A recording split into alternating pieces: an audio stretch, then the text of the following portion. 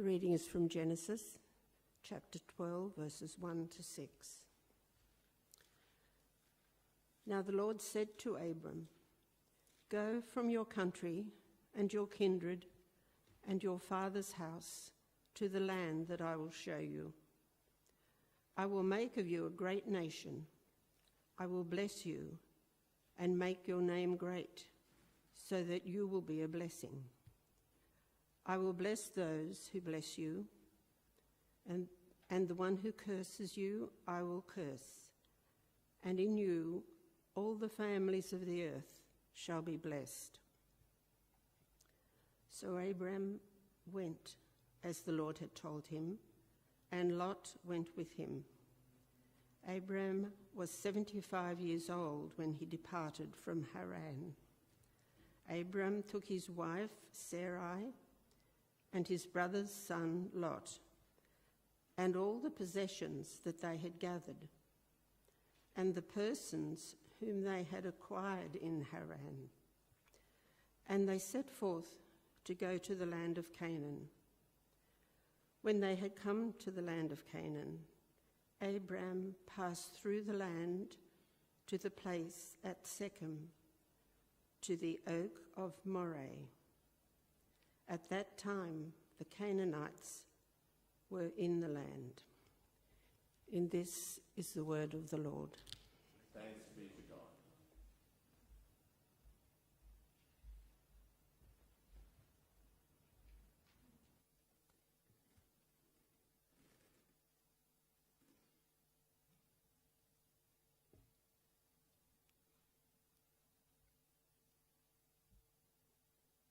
Last Wednesday night, at a joint church councils meeting of the village, an important question was top of the agenda.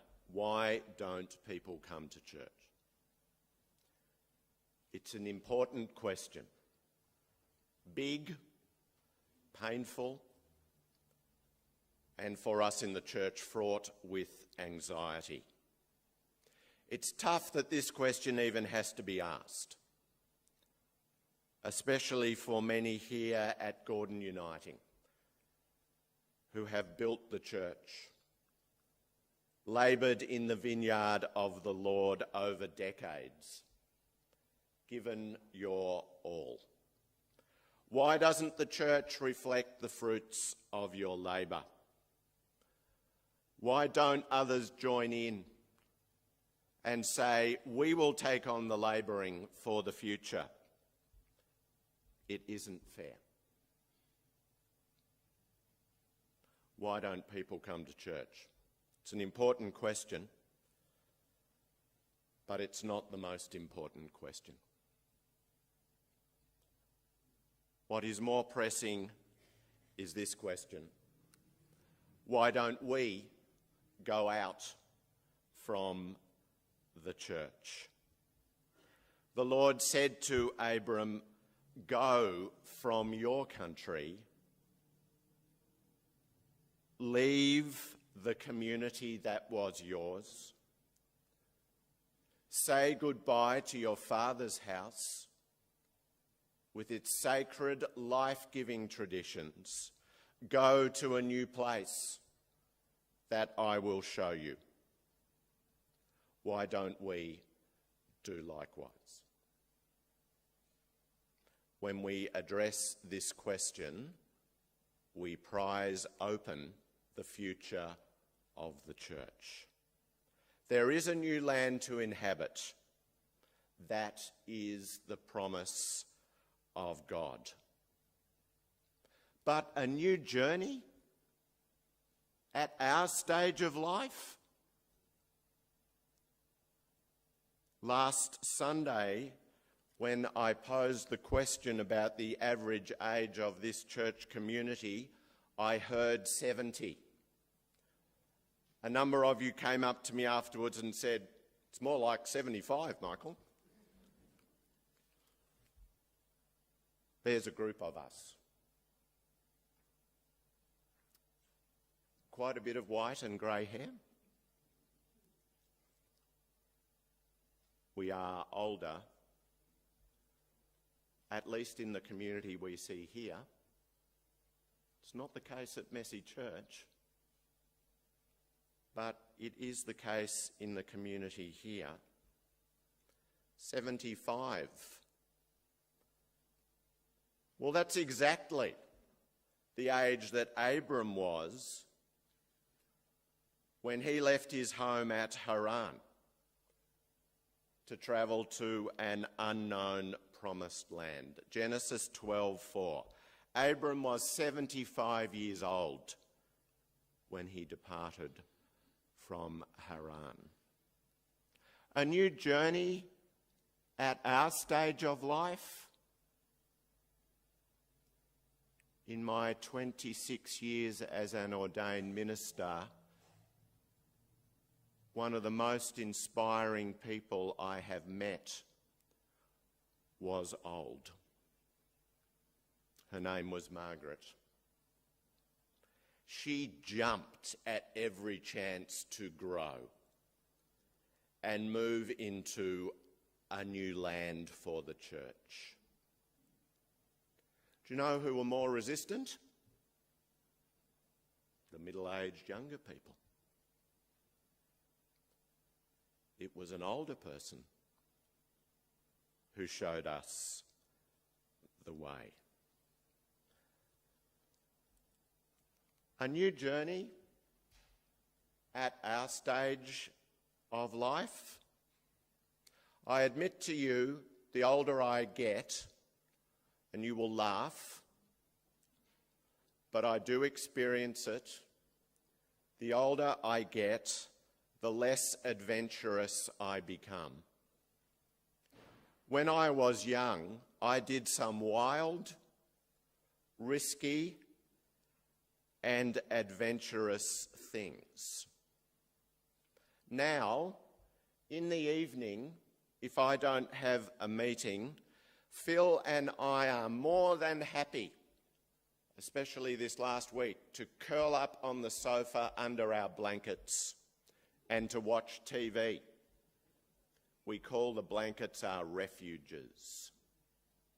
I love the TV program Utopia. I'm becoming a homebody. I was really disappointed when the ABC series Janet King concluded. It's a bit of a worry. I'm becoming a homebody. But new journeys still beckon me, and I find I am strangely blessed by them. Last Thursday, early in the morning, I drove out to the Grand Mufti's office at Fairfield to video an interview about interfaith friendship. The traffic was atrocious. By the time I got to the Grand Mufti's front door, I was a little bit tired. It's exacting to participate in an interfaith conversation. Dr. Ibrahim does not speak English well, and everything that was said had to be translated from the Arabic. Translation diminishes the spontaneity and humour that are essential ingredients in good relationship. It was hard work. And building the bridge, again, from the Christian tradition to the Muslim tradition, it requires most of the skills that I possess. By 3:30 in the afternoon, after 6 hours together, I was done in. It was a hard journey. And yet I was blessed, as were the two young Uniting Church tech people who came with me to film the interview.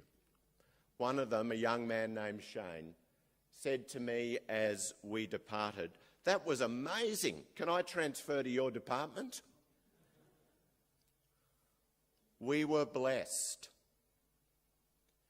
In the interview, Dr. Ibrahim spoke about the meaning of life in this way. It is a journey in which people seek out other people. Seek out. Cross barriers. Travel great distances.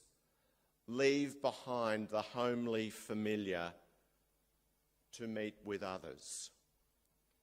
And then he spoke very movingly about the significance to him of our willingness to undertake that journey to meet him, because he feels besieged. In the media, he's a punching bag. The Muslim community is the scapegoat for so many things that trouble our nation. He was deeply appreciative. I was so moved by what he said. And here was the kingdom of God, tangible, felt, present in the Grand Mufti's office in Fairfield, a long way from my home. And the hospitality. That's called the Mufti's kofta. The food is wonderful. And guess what? I came home with a large doggy bag, and that's what I had for dinner on Thursday night, and I would have been happy to have it for a few more nights. Wonderful hospitality. Go from your country to a new land at Fairfield. I will show you the way.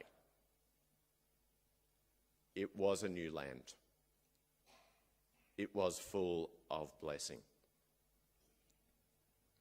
A new journey at our stage of life, but what will it look like?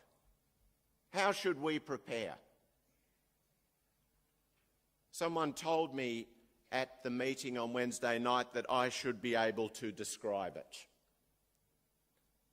It was a person from Kalara and wanted me to spell out what the future of the church would look like. I said, I think that's a bit like being with the disciples on Good Friday and attempting to describe the resurrection. It's impossible. But it is possible to walk into that new future in faith. Go from your country to a new land. You will find it impossible to imagine before you set out. But I will show you the way, and I will walk with you. For many years, the church expected people to come to it, to us. The church was an indispensable part of society and the community, honoured and cherished, and people came and got involved. That is no longer the case, and it is not fair. Nonetheless, we are asked to go out from the church. There is a promise. I will show you the way. And there are unexpected blessings. Pilgrims are graced with the presence of God when they go out on that journey. I bear witness to the truth of that. Let's apply this spiritual insight to Gordon Uniting Church. I do not envisage a tough physical journey for Gordon Uniting to be faithful to God's command. You don't have to drive to Fairfield. I'm willing to keep doing that. You don't have to do it. What I think we are being called to embark on is a spiritual journey to grow in courage and faith, to enter the new lands of the Spirit. So I'm asking that all of us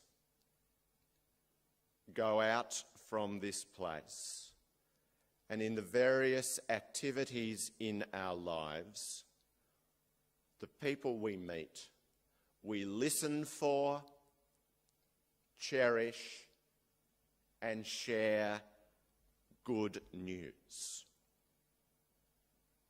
Sometimes we just have to bear witness to what someone else says. I spoke earlier about the breakfast forum yesterday. Peter Watson spoke about the work of fire and rescue in disaster assistance in Japan and Vanuatu. It was absolutely inspiring. I had no idea that Australia offered this. That is a good news story that we should be celebrating and sharing. In the past, people came to the church and the gospel was in the church. Now, we are the bearers of the gospel and of the faith, not the institution of the church. People are not interested in institutions today. They are interested in you and the stories that you share. What has inspired you? What has moved you? What has caused a turning point in your life? And how did you navigate that difficult experience and find grace and hope again? That is what people are interested in. After the meeting on Wednesday night, someone approached me and spoke of their anxiety about the future of the church. They wanted it to remain the same, but they realised that was no longer possible. And they saw a new pathway emerging. What a powerful story that is to tell people. So many people in our world are struggling with what is happening. How do you find a way forward? We have that story. We have the traditions of faith that help us move forward. I think that is a story the world is yearning for. It's up to us to share that good news. We began a journey through Genesis at the beginning of May, and we started with the creation. In the beginning there was a formless void, and the Spirit of God hovered over the face of the waters. And God said, "Let there be light." And there was. It's a massive, expansive canvas on which life is painted. And then within 11 chapters, the whole future of God's creation depends on a journey. Will Abram and Sarai leave behind their home and journey to the new land that the Lord promises. Will we go from that to that?